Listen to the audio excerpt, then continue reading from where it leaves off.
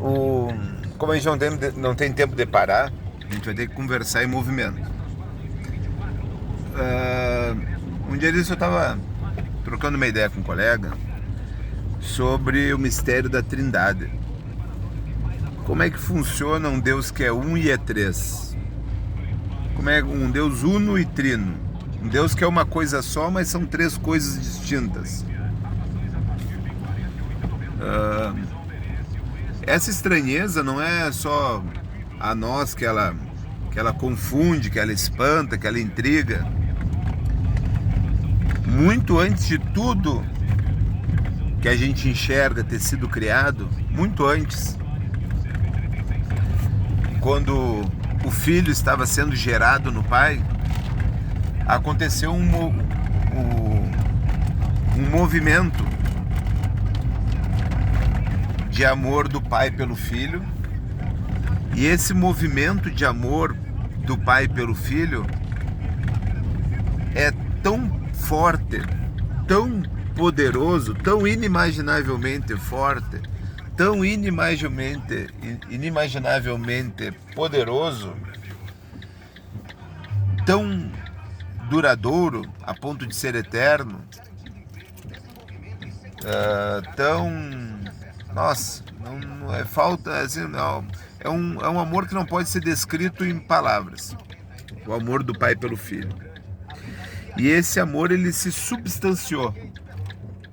Esse amor se substanciou. Ele se tornou concreto. Ele se tornou o Espírito Santo, o Ruá, o Senhor que dá vida, que procede do Pai e do Filho, e com o Pai e o Filho é adorado e glorificado. O movimento de amor do Pai pelo Filho se substanciou, formando, gerando o Espírito Santo.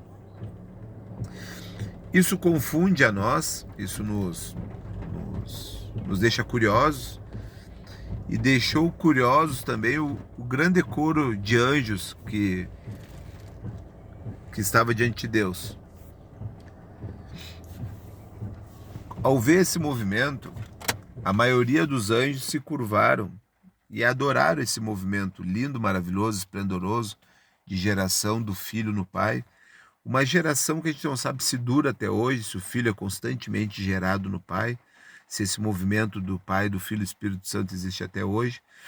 Mas nesse momento de contemplação dessa questão tão poderosa, os anjos colocaram, a maioria dos anjos colocaram a face por terra e adoraram e glorificaram e bendisseram aquele que deve ser bendito. E teve um sentimento estranho, que nunca antes havia ocorrido, que era de um dos anjos querer participar daquele movimento do amor do Pai, do Filho e do Espírito Santo. Esse anjo não pôde participar desse movimento do amor. Só isso. Ele não pôde participar. Porque ali é uma situação que competia somente a Deus estar dentro daquele movimento. E só o Criador, uno e trino, e não as criaturas. E esse anjo ficou incomodado.